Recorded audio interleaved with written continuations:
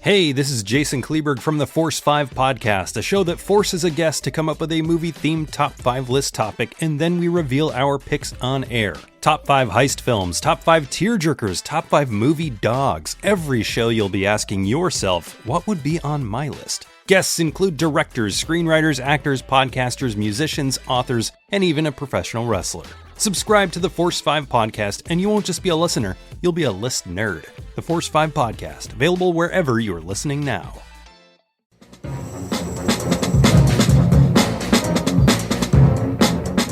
Hello, this is Aaron West. I am the author of the A24 New Wave. In this book, I look at A24's output, and I make the argument that we are in a new wave movement right now. A24 plays a major role. This book has a supplemental podcast where each episode is a brief conversation about an A24 related topic, whether an actor, director, or even a genre. As I continue research for the book and conduct interviews, I expect to record podcast episodes with people involved with the company. You can find the podcast at cinejourneys.com or wherever you find podcasts, and we are proud to be members of the Someone's Favorite Productions podcast network.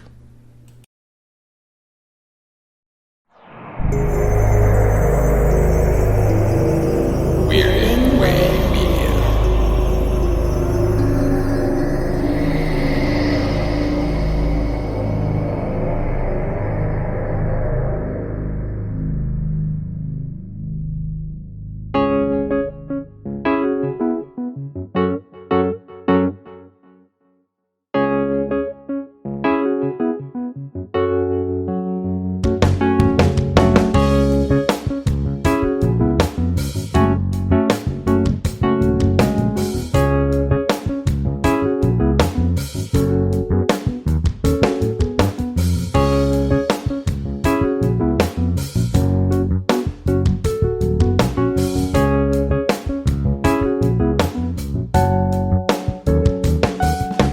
Welcome back, Midnight viewers, to Father Malone's Weekly Roundup.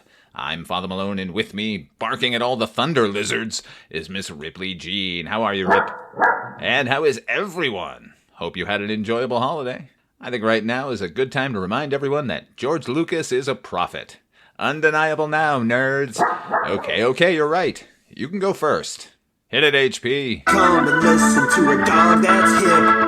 Here we go, it's Rip's Picks, yeah! Thank you, HP. New York City has 2 million rats.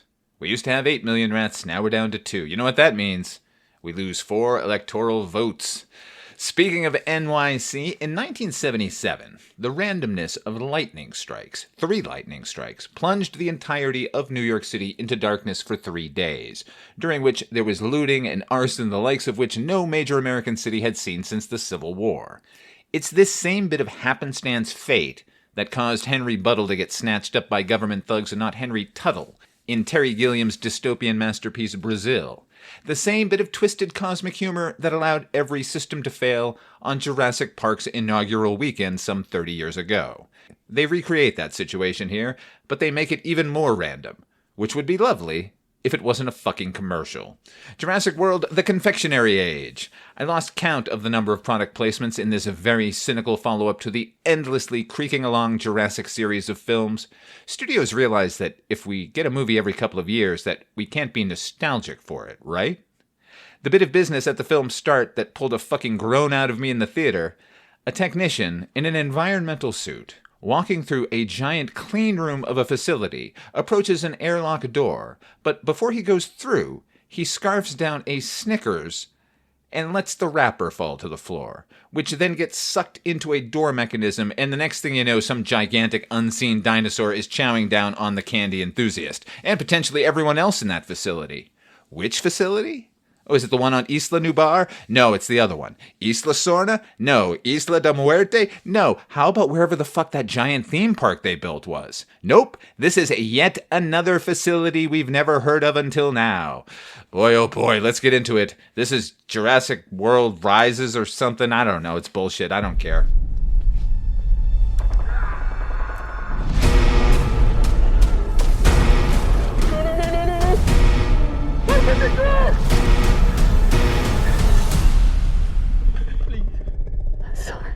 Please open the door for me!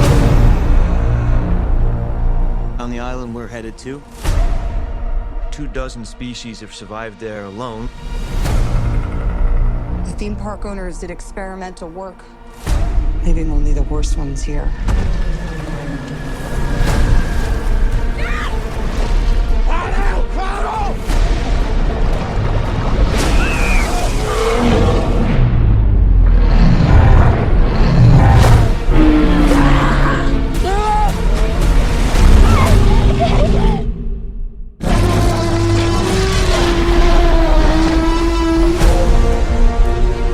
Don't see that every day, or ever. Let's go. If we get this DNA, millions of lives are saved. Maybe we should make this quick, huh? Time to move.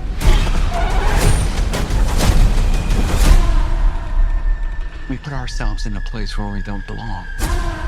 Survival is a long shot. That's kind of our specialty. She's scared. What is she scared of? Come on! Run!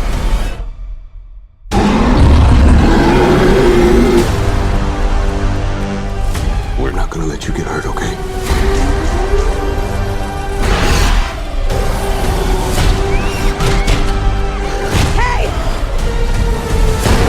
There was a source. We found it? No, it found us.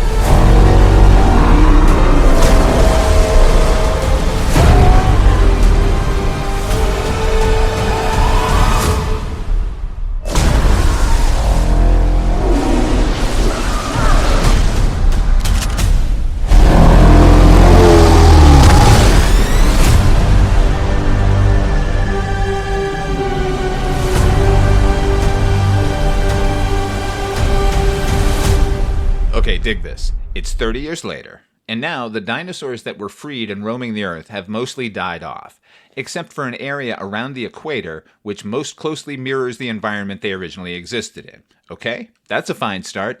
The film is also cleverly predicated on the notion that the public at large no longer cares about dinosaurs. They're a novelty whose time has come and gone. Now, I don't know if that screenwriter David kept making a comment on the series as a whole, but it is apt. Apt as a motherfucker. Also, this development dispenses with all the skullduggery and evil corporations and government agencies trying to weaponize dinosaurs or whatever the fuck, right? Right? Nope. This is once again a get in and gather the dinosaurs mission, like Part 2 or Part 5, only now they're trying to get blood samples from these 3 particular species for a pharmaceutical company who is then going to use that dino blood to turn it into, I don't know. It doesn't make any goddamn sense. And notice the script's super fucking obvious structure. One dinosaur is in the water, another is on the land, and another flies. Act 1, Act 2, Act 3. I'm being generous that this in any way resembles drama. This is a fetch quest extravaganza where the cutscenes never fucking end. It is not sweet. Certainly not sweet as a delicious bag of M&Ms. I know they're eating M&Ms because not only do they feature the bag, but there are a half a dozen reaction shots that involve characters popping M&Ms into their mouths. I'm surprised they didn't remake the Mr. DNA cartoon with J.K. Simmons voicing his green M&M. So, candy commercial, that's one way you can view this film. Another is bargain basement knockoff. Yes, it has 2 genuine stars in the cast, Scarlett Johansson and Mahershala Ali as 2 mercenaries hired to lead the team. But then it's got not quite Noah Wyle as the sensitive paleontologist, and not quite Cliff Curtis as a dad whose family gets caught up in the mayhem while they're trying to sail across the Atlantic. Don't ask. Then there's not quite Emmy Rossum as one of the potentially most annoying characters in the entire film series. And then, most disconcertingly, is not quite Julian McMahon as the pharma company's evil representative. Julian McMahon, of course, from Nip Tuck and Fantastic Four, died just a few days ago. So this actor's resemblance to him resulted in this thought, literally every time he came on screen. Man, Julian McMahon was only 56, and he was in shape. I'm 52, and I'm not. That's not the filmmaker's fault, but then maybe they should count it as a bonus, because during those times, I wasn't thinking how fucking boneheaded this entire film was. We meet not quite Noah Wyle, while the museum he works at is dismantling their dinosaur exhibit from lack of interest. Though we're told 5 years ago there were lines around the block. 5 years ago there were lines around the block to see fossils. when there were dinosaurs randomly showing up and causing traffic jams in major American cities. That makes sense. But at least we get to see that "when dinosaurs ruled the earth" banner one more time. Ah, remember when that came down and the T-Rex roared? This movie isn't counting on you to remember the other films fondly. It's holding you down and drawing on you. It's so desperate to rekindle those old memories down to mirror image sequences like when the not-quite velociraptor is trapped in the ceiling above a young girl and snapping at her, or when the heroes are huddled in a pantry and not-quite velociraptor is stalking around. Which isn't to say there isn't anything new. There's a water dinosaur. We haven't had those before, right? Except half a dozen times now. Or flying dinosaurs. Except we have. You're getting the idea. This is all mashed up from other films where the first act is actually a really long take on Jaws, and the finale is basically Aliens. Right down to the newest dinosaur menace. Wait, once you see him, you'll know. Because the newest and latest secret facility is a genetic lab where they've been breeding entirely new species of dinosaurs to combat waning public interest. That's new. Except it's not. That's Jurassic World. That was the first film. And then again in the sequel, when they had cloned children and shit, they dropped that plotline fast, didn't they? Kind of felt like they were drifting into dinosaur-human hybrid territory, which could have been interesting. Certainly more interesting than what we got here, because it's just more dinosaurs. They're a little bit different. They've been genetically changed, we're told. They have a new Titanosaurus, which is like a brachiosaur, only it's fucking huge, which is the game here. Bigger, baby! Then there's the Quetzalcoatlus. I mean, I couldn't tell the difference between those and an old pterodon, but it's supposed to be scarier. And to be fair, the Quetzalcoatlus sequence is the best in the movie. It's actually harrowing. The rest isn't. Even though the movie spins itself in fucking circles trying to make us care about these characters. Tragic, grief-soaked backstories for the ones we know who won't die, and then straight-up annoying and/or bad characters just primed for lunch. You know, it occurred to me during the T-Rex attack. Of course there's a T-Rex attack sequence. It's in his contract. It was during the T-Rex attack sequence that I suddenly had a feeling I haven't had watching a movie in 40 years. I was sitting in a theater in Revere, Massachusetts, watching Friday the 13th Part 6 when it finally clicked. Jason is the hero. I want those people to get macheted. Once that happened, I found myself enjoying Jurassic World Revival Tent a great deal more. Instead of near misses, I considered the attacks near hits. Oh, almost! You'll get him next time, dinosaur. I know you can do it. The disparity in likable characters between the first film and this is stark. You just looked at Alan Grant or Ellie Sattler and you were like, I'm on board, wherever they're going. Here, they just pour on all this useless backstory and you don't give a fuck. They don't even really get going for half an hour. That's the cutscene I'm talking about. The first cutscene. There are many more to come, along with speeches on morality and everyone oohing and eyeing some natural beauty 5 minutes after one of their friends was eaten in front of them. Ay, ay, ay. Okay, here's where I rank the Jurassic movies. Jurassic Park, masterpiece. The Lost World. You should watch Jurassic Park again. Jurassic Park 3. Alan. Jurassic World. High heels, huh? Jurassic World Fallen Kingdom. You should watch The Lost World again. I never thought I would say that. Jurassic World Dominion. We're still doing these, huh? And now Jurassic World Rebirth. Melts in your mouth, not in your hand. You should save your money. Do not support this film. Instead, you should support the fine folks at Mars. Doesn't a candy bar sound good right about now? You can't have chocolate, it'll kill you. No, I don't care. You're not taking the risk. We've been down this road, lady. Listen, everybody, things are looking pretty grim these days.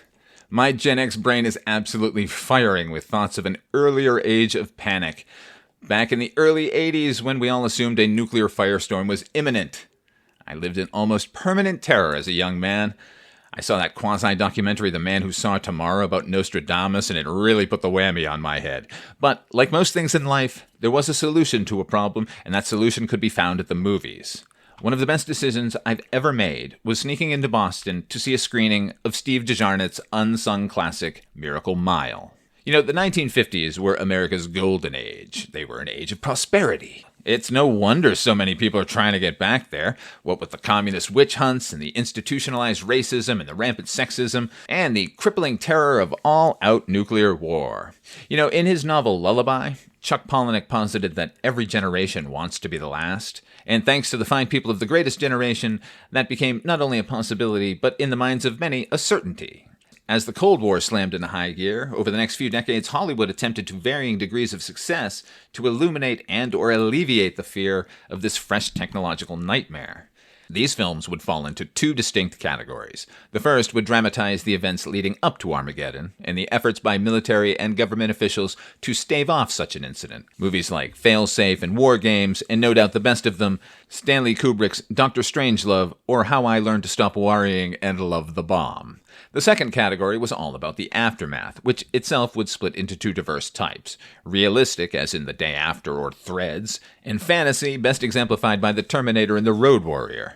Few, if any of the films managed to capture the levels of personal paranoia and creeping menace that the nuclear threat managed to inflict on everyday life. For that film, moviegoers had to wait till nearly the end of the Cold War.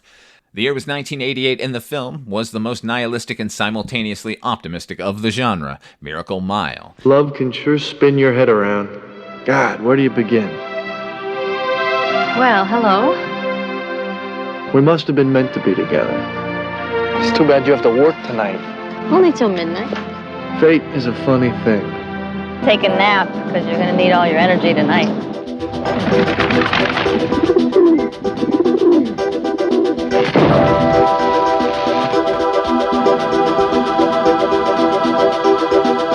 It was one of those strange nights. Finally meet the right girl and you blow it. That could ruin your whole day. In a big way. Dad, it's happening. This is it. This is really it. This is the big one. This is a joke, right? It's really happening. This can't be true. We'll all be dead if we don't get out of here. Nobody believes this, do they? Not me. Not Spongy. Make a list for me. People who we want to bring along. We gotta get Julie. Who's Julie? Harry Belafonte. Who are you? Who are you? Stop and let me off. I don't stop for nothing. Jump! Don't hurt me, man. I got Nakamichi Pioneer. I got everything. If it doesn't happen, I'll pay you. If what doesn't happen, man? I'm dreaming. That's it, I'm dreaming.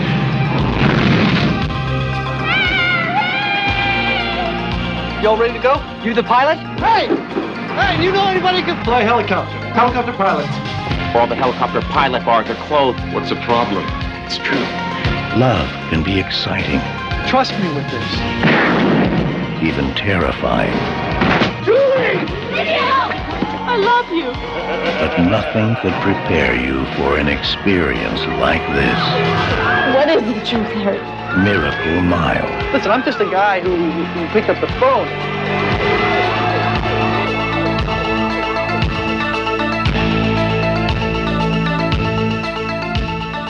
It stars Anthony Edwards, fresh from his success as Goose in Top Gun, and Mare Winningham. The film's plot is a deceptively simple what-if scenario. What if, late one night, you picked up a ringing payphone and heard this? Dad, it's me, Jim. How come the phone was busy just now? Jesus. Look, I had to wake you in. It's happening. I can't believe it, but we're locked into it. 50 minutes and counting. Christ, I just can't take it. I can't fucking take it. I'm sorry, Dad. I shouldn't swear. I'm sorry, but this is it. This is really it. This is the big one. Thor Arthur 66 ZZD. You know, like I told you what would happen if it ever came down? Well, it is. We don't know why. I mean, why would we, huh? It's for real, Dad. It's no drill. We shoot our wad in 50 minutes. They're gonna pick us up in 5 or 10, and you can get it back in an hour, and 10, maybe 75 minutes. What exactly are you talking about? I'm talking about nuclear fucking war. Who is this? Oh, where's my dad? Go get my dad! Your dad? Look, there's nobody here. Where's he supposed to be? How the hell would I know? You're in Orange County. I'm in North Dakota. Hey, is this some kind of prank or something? Prank? A prank? Oh, God. Is this 254-9411? Yeah, it is. But listen, it's just a phone booth. It's a phone booth at a coffee shop. I mean, I heard it ringing. Is this 714? Did I dial 213? Shit! Oh. I think they heard me. Shit. Oh, man, they see me on the monitor. Fuck. And I patched into the Red Line XCOM to do this. Look, they're gonna nail my ass. Tell Dad. Just I'm sorry about that summer. Okay, he'll know what I mean. All right, look, that's enough. Just tell anyone. This is a joke, right? Yes, sir. No, sir, I was just checking the circuit, sir. Wait.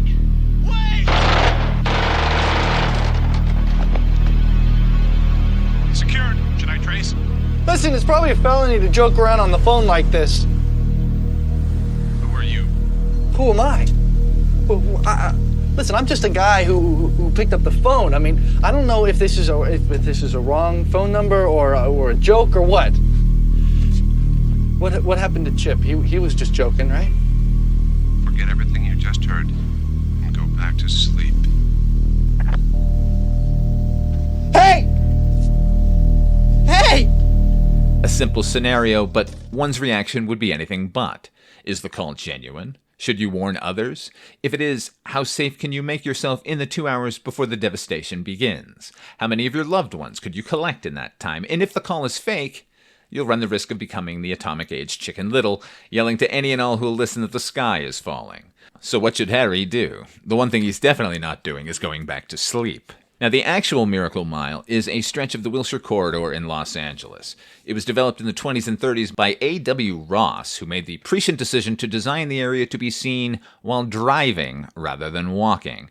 This became known as the linear downtown model and would be adopted by virtually every major metropolitan city worldwide. The street itself is lined with shops, restaurants, museums, and most importantly for the sake of the film, the La Brea tar pits. The tar pits are a naturally occurring phenomenon with tar, technically asphalt, bubbling up from the earth. It's been at it for tens of thousands of years, and during that time, snared an untold number of animals, not to mention everything from plants to insects to grains of pollen. The boiling asphalt preserves the specimens, with some of the oldest fossils dating back 38,000 years. Harry, a trombone player with a traveling big band combo, is in town for a gig and killing time. At the tar pits, he meets local girl Julie, and the attraction is instant and mutual. They spend a near-perfect day together, culminating in a concert at the old Pan Pacific Auditorium, where if you listen close, you can hear Olivia Newton-John.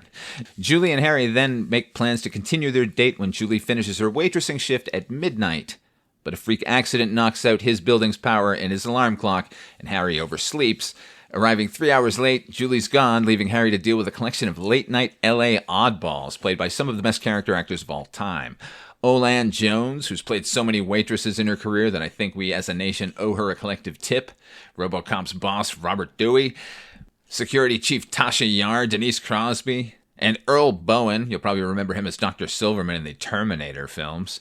If you like the Terminator movies, you're in luck because we have Jeanette Goldstein and the always awesome Brian Thompson. Whether or not the call was authentic, it's enough to spook the diner's denizens into a hasty trip to LAX, where a plane has been chartered to fly them to the southern hemisphere. Harry remains behind with the promise that if he can make it to the top of the Mutual Benefit Life Building, a helicopter will be ready to transport him and several others to the airport. At this point, the film becomes virtually real-time as Harry navigates the empty landscapes of early morning Los Angeles in an attempt to reunite with Julie and whisk her away from danger. Which proves easier said than done, forcing Harry to enlist the help of Wilson, a car stereo thief played by Michael T. Williamson, who was Bubba, the shrimp-loving Vietnam pal of Forrest Gump. It's kind of weird that he played Bubba and a character named Wilson. With the clock ticking relentlessly on, they run up against overzealous cops and armed citizens, one of them played by Mr. Blue himself, novelist Eddie Bunker, before Harry is finally reconnected with Julie. Though released just prior to the Soviet collapse, Miracle Mile was written a decade earlier by Steve DeJarnett. The script was immediately optioned by Warner Brothers, who balked at the idea of entrusting a neophyte filmmaker with directing. And with DeJarnett unwilling to change the script, it sat unproduced for years. At one point, it almost became the Twilight Zone movie. It eventually landed on the first ever Best Unproduced Screenplay list, currently known as the Blacklist. DeJarnett made an unprecedented move at this point. He took his salary for writing the first draft of Strange Brew, the Bob and Doug McKenzie movie, and used it to buy back his screenplay. His rewrite garnered even more interest, and DeJarnett turned down an offer of nearly $500,000 to sell it outright, convinced that he was the best filmmaker to tell the story. And what a story, because the call isn't a prank. The world begins to awake to a living nightmare, and we end where we begin at the La Brea tar pits. It's a horrifying ending. It's brutal and frustrating and heartbreaking, but also beautiful and amazing and hopeful. Because nothing is permanent. Life is a mad scramble full of missed opportunity, bad luck, misfortune, and dread. But it's all worthwhile when you find someone to love and be loved by. It manages to put all the goddamn troubles of the world in perspective, and maybe the only true permanence we're apt to find. Everyone on the planet is going to die with or without nuclear annihilation, but to do it together, and in a place where the proof of that love will survive thousands of years, you can't do much better than that. Fuck, I hope I didn't bum you out too much, Midnight viewers. I've had apocalypse on the brain lately, so it'd be wrong not to share. Speaking of, if you look in the show notes, you'll find a link to a Spotify playlist I made. It's an End Times Mixtape. Pop it in and keep watching the skies. Tune in this Friday if you would. Mr. HP is rejoining us to take care of that listener-chosen music episode. That's right, we are taking a look at Little Shop of Horrors. Say, where did you get such an unusual plant? If you want to hit me up, go to fathermalone71@gmail.com for letters and inquiries and such, and hit us up on Instagram. Midnight Viewing has its own account. I'll link that as well, and the Patreon. You guys know this call to action business. We'll leave you with a bit from Jurassic World. No, I'm kidding. Get the fuck out of here. Here's more from Miracle Mile. They'll find us here someday.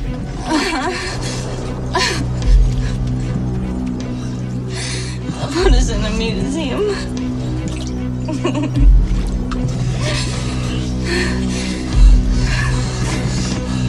Maybe we'll get a direct hit. It'll metamorphosize us. Superman, he could take a lump of coal and he'd squeeze it and it would make a diamond.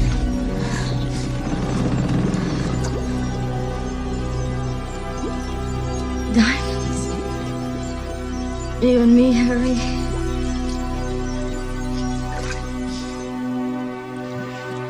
Or me.